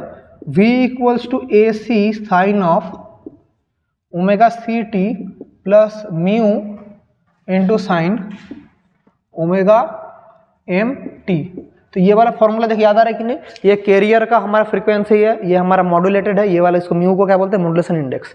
तो दोनों को कंपेयर करके मॉड्यूलेशन इंडेक्स क्या हो गया? 0.4। तो ये वाला मॉड्यूलेशन इंडेक्स है। इसको कंपेयर करेंगे तो एम्पलीट्यूड क्या हो गया? 10 हो गया। तो इसको हम लोग ऐसे करेंगे। तो मॉड्यूलेशन इंडेक्स, उसके बाद draw plot the variation of amplitude versus omega for amplitude modulated wave. ये आपको सब पता है, मैं नहीं कराऊंगा, थ्योरेटिकल क्वेश्चन है। इसका और का क्वेश्चन देखिए, और का क्वेश्चन बोला है what quantity remains unchanged in FM wave. तो यहाँ पर हमारा क्या अनचेंज रहता है? फेज और हमारा एम्पलीट्यूड अनचेंज रहता है। तो ये भी हम लोग नहीं करेंगे, डायरेक्ट जो न्यूमेरिकल है डायरेक्ट हम लोग चल जाएंगे। टीवी टावर का जो वाला क्वेश्चन दिया है 10 का और का जो क्वेश्चन है उसमें हम लोग डायरेक्ट करेंगे, एकदम न्यूमेरिकल जो दिया है। देखिए क्या दिया है 10 का और का ए का क्वेश्चन। ट्रांसमिशन हाइट बोला है कितना? 160 मीटर। तो कवरेज रेंज पूछा है और पॉपुलेशन पूछा है। तो कवरेज रेंज का फॉर्मूला क्या पता है? तो रेंज का फॉर्मूला का पता है हमें। रेंज का फॉर्मूला है D equals to √/2HR। R is the radius of the earth जो कि है 6400 किलोमीटर या 6.4 इंटू 10⁶ मीटर। तो ये क्या हो जाएगा? √2H क्या है? 160 इंटू 6.4 इंटू 10⁶। ठीक है, तो इसको सॉल्व करेंगे क्या आंसर आएगा? देखिए 2 इंटू 6.4। तो इधर मैं इसको लिख सकता हूँ 6.4 16 160 है, तो एक जीरो इधर चल जाएगा। तो मैं लिख सकता हूँ 2 इंटू 16 इंटू 64 इंटू 10⁶। इसके बाद क्या हो जाएगा? 16। अगर देखिए रूट का बाहर अगर 16 आएगा तो क्या आएगा? रूट का बाहर अगर 16 आ गया तो 4, 64 आएगा तो 8, 10⁶ बाहर आएगा तो 10 क्यूब इंटू यहाँ पर देखिए क्या है? √2 है। तो क्या पड़ा रहेगा? 32,000 √2 मीटर। ये हमारा आ रहा है √2 मीटर या 32 √2 kilometre. This is the required range. इसको देखिए, जिसके मैं स्क्रीन से हट जा रहा हूँ, 32√2 किलोमीटर, ये है हमारा रिक्वायर्ड रेंज। इसको पहले लिख लीजिए। सो देखिए, तो ये हमारा 32√2 किलोमीटर हुआ। तो अभी एक चीज़ नोटिस कीजिए, ये हमारा क्या हुआ, रेंज हुआ। This is the required range. अभी ये तो हमारा रेंज मतलब इतना किलोमीटर तक जाता है। तो ये वाला हमारा हो गया। अभी हमें चाहिए कितना एरिया तक जाता है। तो रेंज मुझे सॉल्व करके क्या आया, तो रेंज में लिख दे रहा हूँ, कितना आया, 32√2 किलोमीटर। तो फर्स्ट पार्ट का आंसर मेरा हो चुका है। पूछा था कितना रेंज तक जाता है। इसके बाद कितना एरिया तक जाता है मुझे वो निकालना है। तो एरिया कितना तक जाता है, देखिए एरिया का मतलब है पाई डी स्क्वायर, दैट इज 22/7, इसका स्क्वायर दैट इज 32√2 का होल स्क्वायर। तो सॉल्व करेंगे नियर अबाउट क्या आएगा। इसको मैं अगर पाई का फॉर्म में रख देता हूँ, पाई, सो 32 स्क्वायर √2 दैट इज 32 × 32 × 2 × पाई। इसको सॉल्व करेंगे, अभी करना पड़ेगा सॉल्व, अभी कर लेते हैं। चलिए जल्दी जल्दी मल्टीप्लाई कर लेते हैं। 2 2 4 2 6 6 9 4 12 1024 के साथ 2 मल्टीप्लाई करेंगे तो 8 4 0 2 2048 2048 पाई हो रहा है। मैं 2048 पाई का रेस्पेक्ट में रख रहा हूँ। इतना किलोमीटर स्क्वायर तक मेरा क्या आ रहा है, एरिया आ रहा है, इतना पाई। इसको पाई मल्टीप्लाई कर देना, मैं नहीं कर रहा हूँ। इसके साथ एक क्वेश्चन दिया है, how much population is covered if the average population density बोला है। तो पॉपुलेशन कितना कवर होगा सर। तो पॉपुलेशन का मतलब है area into density. So area कितना है 2048 इंटू पाई। डेंसिटी कितना दिया है, डेंसिटी 1200 पर किलोमीटर स्क्वायर, दैट इज 1200 के साथ मल्टीप्लाई करना पड़ेगा। जो आंसर आएगा उतना पीपल हमारा क्या होगा, पॉपुलेशन हो जाएगा। तो ये वाला पार्ट तो आप लोग खुद ही कर पाएंगे, इसलिए मैं और इसको नहीं कर पा रहा हूँ। अभी हम लोग आगे बढ़ेंगे, ऑलरेडी वीडियो बहुत बड़ा हो जा रहा है, इसलिए इसके बाद आप लोग कर लेना, ठीक है। तो ये वाला हमारा हो चुका है। तो चलिए आगे बढ़ते हैं। तो नेक्स्ट क्वेश्चन क्या दिया है देखिए। तो ये हम लोग समझ गए, इसका सेक्शन सी, और इधर कुछ नहीं है, डायरेक्ट हम लोग सेक्शन सी में चल जाएंगे। सेक्शन सी में अभी हम लोग डायरेक्ट चल जाएंगे, ठीक है। चलिए देख लेते हैं सेक्शन सी क्या बोला है। वो 11 का question, what do mean by interference of light. ये तो आप लोग को पता है, मैं ये वापस रिपीट नहीं करूंगा। What do mean by interference of light, what. उसके बाद 11 का बी का क्वेश्चन देखिए। 11 का बी का क्वेश्चन है, mention 2 essential condition for interference fringe being distinctly visible. तो इंटरफेरेंस फ्रिंजेस का 2 एसेंशियल कंडीशन क्या है। तो 2 एसेंशियल कंडीशन क्या है इंटरफेरेंस फ्रिंज का। 2 एसेंशियल कंडीशन देख लीजिए क्या क्या है। सबसे पहला कंडीशन क्या है, sources must be coherent. Coherent का मतलब क्या है, सेम फेज डिफरेंस। कोहेरेंट का मतलब है सेम फेज डिफरेंस, मतलब सेम फेज में होना चाहिए। मतलब सोर्सेस मस्ट बी कोहेरेंट, और लाइट मस्ट बी, और एक क्या है, light must be monochromatic. Light must be monochromatic. Monochromatic का मतलब है same wavelength and frequency. Same wavelength और फ्रीक्वेंसी, दोनों के बीच में सेम वेवलेंथ और फ्रीक्वेंसी होना पड़ेगा। ये है 2 एसेंशियल कंडीशन। इसके बाद एक क्वेश्चन है, देखिए इसका सी का क्वेश्चन क्या दिया है। इसका सी का क्वेश्चन है, यंग्स डबल स्लिट एक्सपेरिमेंट में distance between 2 vertical slit was 0.5 millimetre बोला है। और स्क्रीन और प्लेट के बीच में डिस्टेंस कितना है, कैपिटल डी बोला है, 100 सेंटीमीटर बोला है। बोला है if the distance between fourth bright और क्या, second dark, fourth bright and second dark, इन दोनों के बीच में डिफरेंस कितना बोला है, डिफरेंस बोला है 2.945 मिलीमीटर बोला है। Then what is the wavelength of the light used. तो डार्क का हमारे पास, ब्राइट और डार्क का फॉर्मूला क्या था याद कीजिए। फोर्थ ब्राइट का मतलब है 4 d λ/d, सेकेंड डार्क का मतलब है 1.5 d λ/d। सो ये मिलीमीटर में तो मिलीमीटर रखते हैं, 100 सेंटीमीटर का मतलब है 1000 मिलीमीटर। सो इसको करेंगे तो 2.945 मिलीमीटर में आएगा। तो देखिए दोनों का माइनस करेंगे तो क्या आएगा, 2.5 d λ/d इक्वल्स टू 2.945। तो सॉल्व करेंगे तो लैम्डा क्या हो जाएगा, लैम्डा का वैल्यू हो जाएगा 2.945 by 2.5 into D by capital D. तो इसको अभी मुझे सॉल्व करना पड़ेगा। तो देखते हैं 2.945 डिवाइडेड बाई 2.5, ये डी का वैल्यू क्या है 0.5, ये डी का वैल्यू क्या है 1000। तो देख लेते हैं, ये वाला डेसिमल हट गया, 5 × 5 = 25। अभी देखिए 2.9 को मैं नियर अबाउट कर दे रहा हूँ 3 कर दे रहा हूँ, 3/5 × 1000 में कर दे रहा हूँ। और ठीक है, करने का जरूरत नहीं, इसको सॉल्व कर लीजिए तो हो जाएगा, सॉल्व करने का जरूरत नहीं। देखिए 5 × 5 = 25, मैं सॉल्व भी कर ही दे रहा हूँ, बेकार करके फायदा नहीं। 5 × 5 = 25, 4 44, 5 × 8 = 44। देखिए इधर मैं सॉल्व कर रहा हूँ, देखिए समझ पा रहे हैं कि नहीं। यहाँ पर 2.5 है, 5 × 5 = 25 हो गया, तो पॉइंट हट गया, तो यहाँ पर मैं सॉल्व कर रहा हूँ।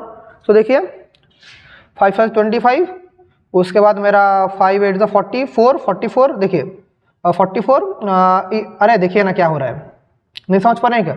5 × 5 = 25, 4 आ रहा है 44, 5 × 8 = 44, 4 9 5 9 45, 0.589, तो 0.589/1000 दैट इज 589 × 10⁻⁻6 क्या मिलीमीटर, 589 × 10⁻⁻6 मिलीमीटर। इसको मुझे किस में ले जाना पड़ेगा, नैनोमीटर एमस्ट्रॉन्ग में लेके जाएं। तो इसी का मतलब अगर हम लोग एक तो जीरो ऐड करते तो वही तो हमारा क्या हो जाएगा, एमस्ट्रॉन्ग हो जाएगा ना। अरे ये हमारा मिलीमीटर में आया, 589 × 10⁻⁻6 मिलीमीटर में आया। सो देखिए वेवलेंथ क्या आ रहा है, मैं इधर लिख रहा हूँ। सो वेवलेंथ आया है 589 × 10⁻⁻6 मिलीमीटर। मिलीमीटर से अगर मैं मीटर में लेकर जाऊँ तो कितना होगा, -3 से डिवाइड करना पड़ेगा, दैट इज 589 × 10⁻⁻9 मीटर। तो इसी का मतलब है 589 नैनोमीटर या 5890 एमस्ट्रॉन्ग। ये सब हमारा रिक्वायर्ड वेवलेंथ है। समझ गए कैसे करना पड़ेगा, वेरी इजी क्वेश्चन। चलिए 11 का बी हमारा हो चुका है। अभी इसका और का क्वेश्चन देख लेते हैं। 11 का और का क्वेश्चन, 11 का और का क्वेश्चन चलिए देख लेते हैं।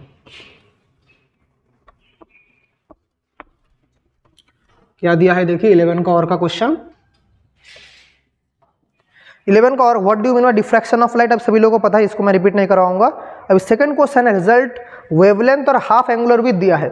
तो हमारे पास एंगुलर विड्थ का फॉर्मूला है λ/d, तो d का फॉर्मूला क्या, स्लिट विड्थ का फॉर्मूला हो जाएगा λ/θ। तो पहला कंडीशन में स्लिट विड्थ क्या होगा, लैम्डा और थीटा दिया, तो पहला कंडीशन में होगा λ/θ।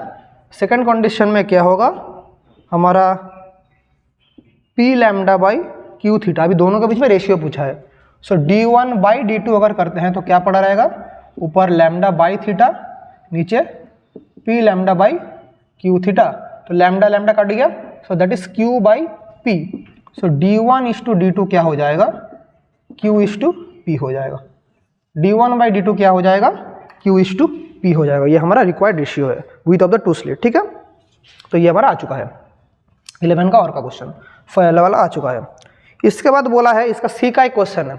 11 का और का ये वाला बी का क्वेश्चन था, अभी सी का एक क्वेश्चन है, चलिए देख लेते हैं।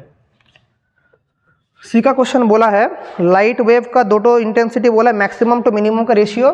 सो I max is to I mean क्या बोला है, I max is to I mean question में बोला है 25।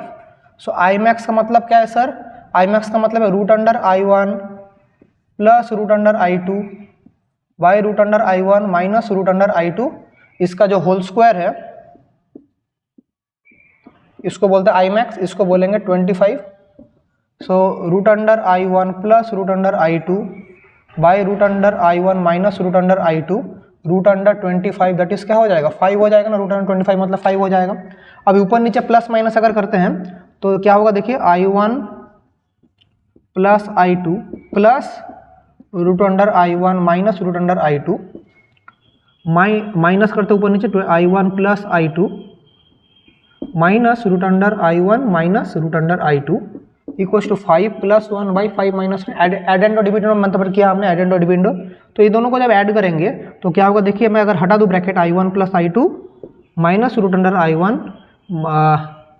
Plus √I1 minus √I2 divided by √I1 plus √I2 minus √I1 plus √I2 that is 6/4। तो ये I2 कट गया, I1 कट गया, 2 3 2 2 दैट इज 3/2। तो I1 2 that is 2√I1 by 2√I2 क्या हो जाएगा 3/2। तो कट गया, 2√i1, तो बोथ साइड होल स्क्वायर कर देंगे, रेशियो आ जाएगा। सो i1/i2 क्या हो गया, बोथ साइड होल स्क्वायर करेंगे तो 9/4। तो क्वेश्चन में बोला what is the ratio of the intensity, तो ratio of the intensity i1:i2 क्या हो गया, 9:4। बहुत ही अच्छा क्वेश्चन था, ये भी हमारा सॉल्व हो गया है, देख लीजिए 9:4। ठीक है, चलिए अभी क्वेश्चन नंबर 12 करते हैं। ये वाला पहले लिख लीजिए, लिख लिए, चलिए बहुत अच्छा है। ये वाला क्वेश्चन बहुत ही अच्छा लेवल का क्वेश्चन था, इससे 91 पेज, वो वेरी वेरी इंपॉर्टेंट पेज था। मैं कर रहा हूँ, देख रहा हूँ, बहुत अच्छा अच्छा क्वेश्चन दिया है। आप सभी लोगों को ये वाला पेज अच्छे से करके जाना है, very very important page. Question number 12 बोला है 12 का A, draw circuit diagram of 2 input gate using PN junction diode. तो पीएन जंक्शन डायोड से 2 इनपुट गेट हमें बनाना पड़ेगा और उसका ट्रूथ टेबल बनाना पड़ेगा। तो कोई भी गेट हम लोग कर सकते हैं, और गेट ही कर देते हैं। तो यहाँ पर एक पीएन जंक्शन डायोड है, यहाँ पर एक पीएन जंक्शन डायोड है, और यहाँ पर Y है, यहाँ पर A B। ये किस क्या गेट है बोलिए, तो ये वाला हमारा और गेट हो गया, ये PN, ये वाला PN। सो देखिए ये क्या गेट है, ये एक्चुअली एक और गेट है। इसका जो इक्विवेलेंट सर्किट है वो कुछ इस तरह से है, AB Y = A + B। देखिए इसका ट्रूथ टेबल क्या होगा, AB Y = A + B। सो 0 0 1 1 0 1 0 1। तो देखिए जब दोनों जब 0 होगा, तो दोनों जब 0 होगा, दोनों क्या होगा, हमारा क्या बायस में होगा, रिवर्स बायस में होगा। तो इधर भी हमारा आउटपुट 0 होगा। अब एक 1 एक 0, तो एक 1 मतलब ये फॉरवर्ड बायस, यहाँ पर आउटपुट क्या हो जाएगा, 1 आ जाएगा। ये रिवर्स बायस, ये नहीं आएगा, तो ये 1। जब ये वाला मेरा 0, ये वाला जब 1 होगा, तो ये वाला फॉरवर्ड बायस, ये वाला रिवर्स बायस, मतलब आउटपुट तो मिल ही रहा है। और दोनों ही जब फॉरवर्ड बायस में होगा तो आउटपुट मिलेगा। तो दिस इज द रिक्वायर्ड बायस। और ये क्या गेट है, दिस इज और गेट। ठीक है, तो चलिए आगे बढ़ते हैं। ये 12 का ए था, अभी 12 का बी करते हैं। चलिए 12 का बी क्या बोला है, चलिए देख लेते हैं। 12 का बी, 12 का बी बोला है कुछ इस तरह का सर्किट है।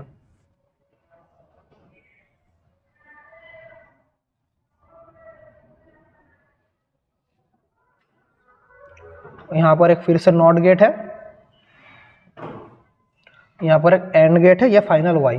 तो इसका मुझे आउटपुट निकालना पड़ेगा और यहाँ से एक सिंपल लॉजिक गेट हमें बनाना पड़ेगा। यहाँ पर बोला है ए, यहाँ पर बोला है बी। तो ये ए मतलब यहाँ पर ए है, यहाँ पर ए है, यहाँ पर बी है। ए मतलब यहाँ पर ए बार हो जाएगा, यहाँ पर ए बी हो जाएगा। नॉट गेट से पार होगा तो ए बी बार हो जाएगा। तो यहाँ पर ए, यहाँ पर ए बी बार, दोनों पार होगा तो क्या होगा, ए बार। सो ए बार वाई, मतलब यहाँ पर वाई क्या आ गया, वाई आ गया ए बार इंटू ए बी बार। तो क्या हो जाएगा, A bar into A bar plus B bar, that is A bar into A bar plus A bar into B bar. ये वाला मेरा आ रहा है A bar into A bar plus A bar into B bar, ये वाला आ रहा है। सो देखिए यहाँ पर क्या हो जाएगा, ए बार इंटू ए बार का मतलब कि ए बार हो जाएगा plus A bar into B बार। दोनों में से ए बार कॉमन लेंगे तो 1 + बी बार, 1 + बी बार का मतलब 1 होता है। तो फाइनल आंसर ए बार हो गया। तो मेरा फाइनल सिंपल लॉजिक एक्सप्रेशन क्या हो जाएगा, ए बार हो जाएगा। तो इसका जो सिंपल सर्किट होगा, वो सिंपल सर्किट क्या होगा सर, सिंपल सर्किट होगा एक नॉट गेट बैठा रहेगा, तो ए, यहाँ ए आउटपुट हो जाएगा ए बार। ये होगा उसका सिंपल लॉजिक। ये सिंपली एक नॉट गेट था। देखिए ये इसका सॉल्व करके हमने बता दिया। इसके साथ और का क्वेश्चन है, चलिए हाँ चलिए और का क्वेश्चन कर लेते हैं। ये वाला पहले लिख लीजिए, अच्छा क्वेश्चन था। तो चलिए अभी और का क्वेश्चन करते हैं।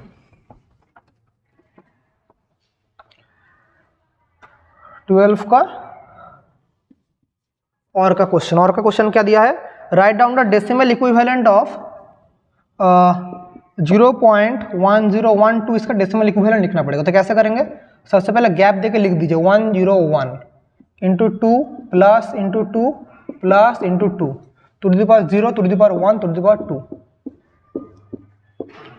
टू द पावर, सॉरी वो रिवर्स में है, तो रिवर्स में है तो 0 1 2 नहीं होगा इधर, क्योंकि पॉइंट में है तो -1 -2 -3। सो 1/2 प्लस 0 प्लस 1/8, दैट इज 8 हो जाएगा। 2 और 4 प्लस 1 दैट इज 5/8। 5/8 को सॉल्व करना पड़ेगा इसके डेसिमल में करने के लिए। तो 5/8 को अगर डिवाइड कर, अगर नहीं भी करते हम लोग 5/8 को नहीं भी करते, डायरेक्ट 1/2 का मतलब है 0.5, इसका मतलब है 0.625, उसको भी कर सकते हैं, लेकिन 5/8 को हम लोग ऐसे भी कर सकते हैं। तो 50, 8 6 48, 2 20, 8 2 16, 4, तो 40, 8 × 5, तो 0.625 625 ये हमारा फाइनल हो रहा है। तो ये हमारा क्या हो गया, डेसिमल इक्विवेलेंट हो गया। तो ये हमारा आंसर है। तो 0.101 बाइनरी से हमने डेसिमल कर दिया। तो ये पहला वाला आंसर है। इसका बी का क्वेश्चन देखिए, ये वाला क्वेश्चन का लेवल मैं बार बार बोल रहा हूँ, अच्छा क्वेश्चन है। बी में भी एक न्यूमेरिकल है, पूरा ही न्यूमेरिकल बेस्ड क्वेश्चन है। अगर अच्छा से प्रैक्टिस नहीं किए, एग्जाम में ये वाला क्वेश्चन आ गया, आप लोग का हालत खराब हो जाएगा। इसमें मैं बोल रहा हूँ प्रैक्टिस कीजिए, ज़्यादा से ज़्यादा न्यूमेरिकल प्रैक्टिस कीजिए। 12 का बी क्या बोला है, find the current through the given circuit when both the diodes are ideal. तो यहाँ पर एक सर्किट डायग्राम दिया है, देखिए यहाँ पर एक पीएन जंक्शन डायोड है, नीचे यहाँ पर फिर से एक डायोड है, और यहाँ पर एक और रेजिस्टेंस है, यहाँ पर एक बैटरी है, यहाँ पर प्लस माइनस 3 वोल्ट। ये वाला कितना बोला है 10 ओहम, ये वाला बोला है 20 ओहम, ठीक है।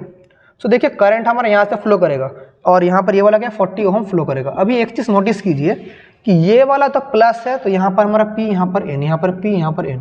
बैटरी का नेगेटिव यहाँ पर कनेक्ट हो रहा है, मतलब ये वाला किस में रिवर्स बायस में है। तो रिवर्स बायस में मतलब यहाँ पर इस सर्किट से कोई भी करंट फ्लो नहीं करेगा, ये रिवर्स बायस में है। लेकिन ये वाला किस में फॉरवर्ड बायस में, तो यहाँ पर फ्लो करेगा। तो मेरा लूप क्या हो जाएगा, ये वाला लूप होगा, तो ऊपर का लूप मेरा पूरा कैंसिल आउट हो जाएगा, ऊपर का लूप होगा नहीं, सिर्फ ये वाला फॉरवर्ड बायस है। तो टोटल रेजिस्टेंस कितना हो गया, देखिए ये सीरीज कॉम्बिनेशन, एक लाइन में है सीरीज कॉम्बिनेशन। तो दैट इज 40 + 10, दैट इज कितना ओम हो गया, 50 ओम मेरा टोटल रेजिस्टेंस हो गया। तो पूछा है find the current through the given circuit. तो करंट कितना होगा, करंट का मतलब पोटेंशियल बाय रेजिस्टेंस। तो पोटेंशियल कितना है 3 वोल्ट, रेजिस्टेंस है 50, सो क्या हो जाएगा 53। सो इसको अगर सॉल्व करेंगे तो 0.06, अरे देखिए ना 350, एक डेसिमल देंगे 30, एक जीरो देंगे 300, तो 600 हो जाएगा, 0.06 एम्पियर, या इसको 60 मिली एम्पियर भी हम लोग बोल सकते हैं, ठीक है। सो ये हमारा टोटल करंट हो गया क्या 60 मिली एम्पियर। ये भी अच्छा क्वेश्चन था, मैं बोल रहा हूँ बार बार बोल रहा हूँ, अच्छा लेवल का क्वेश्चन दिया है। इसका सी का क्वेश्चन ये वाला जो क्वेश्चन है very very high level question, लेकिन बहुत ही ईजी क्वेश्चन, इसको भी हम लोग करेंगे। चलिए इसको लिख लीजिए, मैं मिटा रहा हूँ। बहुत ही अच्छा क्वेश्चन दिया है, तो लास्ट क्वेश्चन देख लेते हैं। इसका सी का क्वेश्चन बहुत ही अच्छा क्वेश्चन दिया, देखिए क्या दिया है 11 का सी का क्वेश्चन। तो इधर देखिए जो क्वेश्चन दिया है, ये एक चार्ट दिया, तो इसका हम लोग पहले ट्रूथ टेबल बनाना पड़ेगा। इसको अच्छे से देखिए, मैं स्क्रीन में इधर मैं फ्लैश करा दूंगा क्वेश्चन। सो इधर ए बी, यहाँ पर वाई। सो देखिए अलग अलग कंडीशन में, नीचे ऊपर है मतलब 1, नीचे है मतलब 0। तो पहले में दोनों में क्या है 1 1, लेकिन इधर क्या हो जा रहा है 1 1, वाई क्या है 0। फिर देखिए उसके बाद 0 0, लेकिन वाई क्या हो जाएगा 1 हो गया, ठीक है। नेक्स्ट वाला देखिए, नेक्स्ट वाला क्या दिया है, एक 0 एक 1, 0 1, फिर भी y क्या है 1 है। फिर नेक्स्ट वाला देखिए, फिर नीचे ऊपर वाला 1, नीचे वाला 0, फिर भी y क्या है 1 है, ठीक है। फिर देखिए वो वाला हमने क्या 0, फिर दोनों ही 1, फिर y मेरा क्या हो गया 0 हो गया, दोनों 1 होने से y मेरा 0 हो गया, ठीक है। फिर एक 0 एक 1, 0 एक 1, फिर y मेरा फिर से 1 हो गया। फिर देखिए क्या दिया है, फिर 0 1 0 1, हाँ फिर 1 0, y फिर 1 हो गया। तो ऐसे का पैटर्न जा रहा है, मतलब जब देखिए जब दोनों हाई है y लो, जब दोनों लो है y हाई, जब एक लो है एक हाई है फिर हाई, मतलब ये क्या हो रहा है बोलिए तो ये वाला देखिए ये कुछ इस तरह का चीज़ हो रहा है, a × b बार। तो ये क्या गेट है, ये नैंड गेट है, this is a NAND gate. ये क्या आउटपुट दिया नैंड गेट, यहाँ पर ए बी, यहाँ पर ए बी बार। मतलब देखिए 1 1 1 हो रहा है, लेकिन क्या हो रहा है 0 हो जाएगा, 1 का 0, समझ पा रहे हैं ना, 1 का 0, ये नैंड गेट। तो identify the draw and draw is logic symbol. तो ये identify the gate, this is a NAND gate, और ये उसका क्या है logic symbol, this is a NAND gate, और ये है उसका logic symbol y equals to A B bar या A bar plus B bar. ये है उसका पूरा सर्किट। तो ये था आपका पेज SC 91।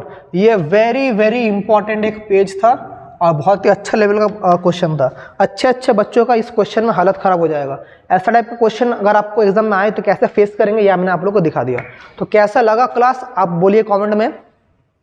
कुछ भी क्वेश्चन समझने में प्रॉब्लम आया तो आप लोग कमेंट में बोलना। तो अगर मेरा मेहनत अच्छा लग रहा है तो आप लोग मेरे चैनल में जुड़ के मुझे मोटिवेट कर सकते हैं। आपका हर एक का सब्सक्रिप्शन मेरे लिए बहुत ही मोटिवेटिंग है। आप लोग जैसे जैसे मेरे साथ जुड़ते जाएंगे उतना मुझे मोटिवेशन मिलेगा आप लोग को नया नया चीज़ सिखाने का, क्योंकि यहाँ पर हम लोग कर रहे हैं लेकिन मुझे मोटिवेशन कभी कभी मेरा कम हो जाता है। मैं सोचता हूँ कभी क्या क्यों कर रहा हूँ, किन लोगों के लिए कर रहा हूँ। फिर कभी कभी आपका कॉमेंट सेक्शन खोल के मैं देखता हूँ, इतना सारे बच्चे मेरे पढ़ाने के ऊपर डिपेंड करते हैं, इतने सारे बच्चे मुझे बोलते सर कब नेक्स्ट क्लास आएगा। तो आपका हर एक का जो कमेंट, हर एक का जो क्यूरियोसिटी है वो मुझे बहुत मोटिवेट करता है। इसलिए आप लोग ऐसे कमेंट करते रहिए, प्यारे प्यारे कमेंट, आप कमेंट मुझे बहुत मोटिवेट करता है। तो चलिए, और मैं ज़्यादा नहीं बोलूँगा, ऑलरेडी आपको दिमाग में बहुत स्ट्रेस आ चुका है। तो जल्दी से आज का क्लास देख लीजिए, सारे क्वेश्चन खुद सॉल्व कीजिए और इसके साथ मन लगा पढ़ाई करते रहिए। Wishing you all the very best and thank you.